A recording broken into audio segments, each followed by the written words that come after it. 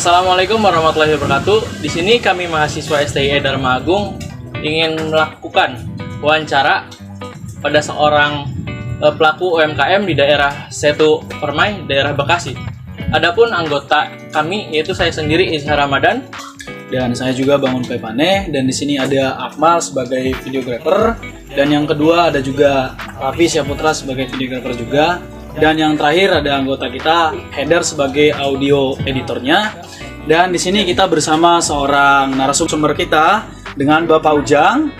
Assalamualaikum warahmatullahi wabarakatuh. Nah, terima kasih Pak Ujang kami ucapkan. Kami dari mahasiswa STI Dharma Agung ingin melakukan wawancara Pak sedikit terkait UMKM. Nah, di sini kita akan bertanya termasuk pengalaman Bapak gimana selama melakukan UMKM, apa aja hambatannya. Dan sebelumnya juga kami ucapkan terima kasih Pak atas waktu yang Bapak sempatkan nih buat kita mahasiswa ya Pak. Nah, mungkin langsung aja kali ya Pak ya ke pertanyaannya ya. Nah, pertanyaan yang pertama akan disampaikan oleh teman saya Ijaz. Ya Pak. Mohon izin ya Pak. Pertanyaan yang pertama, mungkin apa sih yang menginspirasi Bapak sehingga memilih bisnis roti bakar ini? Inspirasinya roti bakar itu simpel ya. Jadi kita nggak terlalu repot untuk menyiapkan masak-masak lah gitu kan, atau kita belanja dulu ke pasar gitu. Iya. Jadi menurut saya lebih simpel.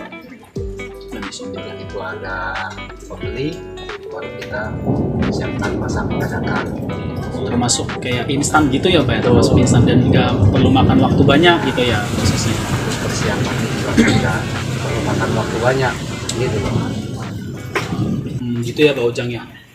Abang iya sih ya, kalau kita pikir-pikir cepat ya prosesnya. Roti bakar kan tinggal alat-alatnya udah lengkap dan nggak terlalu ribet juga ya. Itu inspirasi yang pertama. Mungkin ada inspirasi lain lagi nggak Pak? Kenapa milih bisnis yang ini gitu? Ya, saya lihat prospek ke depannya. Jadi yang namanya usaha kuliner itu tujuannya pasti kan buka cabang gitu kan. Ya lebih besar lah. Prospek ke depannya gampang gitu. Kita juga nggak terlalu repot juga ngontrolnya kan gitu, menyiapkan bahan bakunya apa gitu kan. Pokoknya udah Gampang dicari juga ya bahan-bahannya ya Pak ya. Dan mungkin untuk yang kedua ya Pak, kita ada pertanyaan juga. Ini terkait kendala apa saja yang pernah Bapak alami selama Bapak menjalankan bisnis ini Pak? Itu kendala apa aja gitu yang menurut Bapak? Kendalanya sih mungkin dari produknya ya, jadi selai-selainya itu karena kan rasa beda-beda. Iya. Dari coklat, strawberry gitu kan, blueberry. Jadi ada yang mungkin enak lah dari kualitas selai-selainya itu ya. Rasanya kan lebih enak, ada yang agak pahit gitu kan, ada ini. Jadi mungkin itulah satu. Terus yang kedua mungkin bahan baku rotinya, karena roti pun sama. Jadi kita cari itu yang benar-benar memang lembut gitu kan, terus keras gitu kan. Kadang-kadang kita susah juga nyari itunya, Rotinya ya Pak. suppliernya gitu loh. Ada beda-beda juga berarti ya Pak, ada yang lembut, ada yang keras ya. Berarti yang banyak disukai customer itu yang mana Pak? Yang lembut. Oh, yang lembut. Tapi nyari yang lembut susah apa gimana Pak nyarinya? Iya. Karena kan supplier itu kan Harus tertentu berarti ya, kita Iya. harus janjian atau apa tuh? karena supplier itu kan dia nyiapin sesuai dengan adonan biasa dia kan gitu. Ini cocok nggak sama kita kan gitu. Berarti kita harus langganan berarti ya, Betul. biar harus bisa saling tahu gitu ya. Jadi nanti kekurangannya apa, ya kita kasih tahu. Ini kurang ini, kurang lembut, karena Kalau misalkan ini Pak, kendala kan UMKM roti bakar bukan cuma Bapak kan ya, banyak ya. Ada nggak Pak Bapak kendala yang Bapak alami mungkin karena kan banyak nih pesaing atau kompetitor ya. Mereka kayak mungkin ada persaingan gak enak, bahkan sampai kita bisa pindah lapak gara-gara mereka, karena kan kita butuh lapak juga kan, kayak ngelihat situasi target kita ke siapa gitu. Ada nggak Pak gitu dari kompetitor yang lain?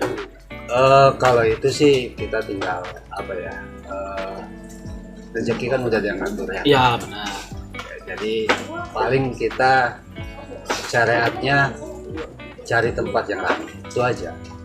Jadi yang orang lalu lalang, yang rame, karena kan semakin rame orang, semakin daya belinya kan Tinggi ya. persaingkan. Kalau mungkin berarti kalau secara langsung dari kompetitor persaingan yang nggak sehat itu nggak ada berarti ya? Itu tinggal rasa. Oh, cuma bagian rasa ya? Oh iya, dari perbandingan ya? Karena kan konsumen udah bisa milih. Ya betul ya, betul, Ya kan? betul. Dari Rasa, oh di sini lebih enak, di sini kurang. Biar konsumen yang milih. Ya gitu. Itu kita bersaingnya dari rasa gitu Betul. ya? Kita bersaingnya di rasa. Itu aja. Oke, mungkin lanjut ke pertanyaan ketiga ya Pak. Mengapa harus memilih bisnis ini? Misalkan masih ada banyak bisnis lain Pak. Peluang usaha apa yang Bapak lihat di situ? Jadi peluangnya yang Bapak lihat nih, apa yang Ya. unik, yang beda dari yang lain peluangnya gitu? Ya. Kalau ya yang tadi di awal saya bilang, kalau peluangnya itu ya nanti ke depannya itu kan gitu. Jadi buka cabang kan gitu, buka cabang lebih besar.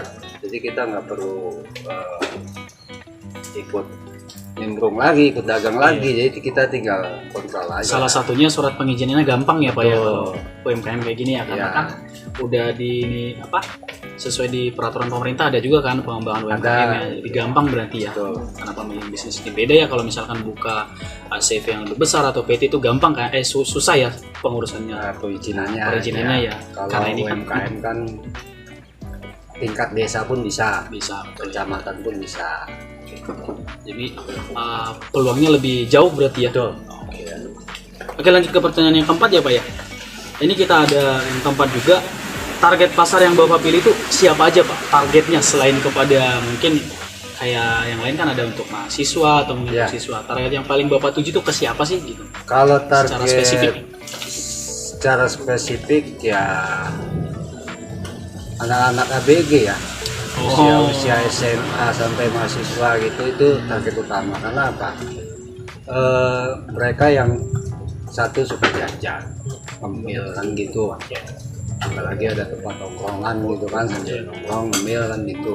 Target utama itu. Sebetulnya sih kalau roti bakar sih dari yang kecil sampai yang tua sih suka. Suka ya. Itu target sih, berarti target utama sih itu. Cuman yang spesifiknya ya, tapi secara luasnya semua kalangan. Karena bisa juga buat sarapan ya pagi. Buat sarapan bisa, untuk Kopi santai cemilan bisa. bisa, kopi santai bisa gitu. Jadi dia lebih bebas ya, Benar. kemana aja nyambung gitu ya.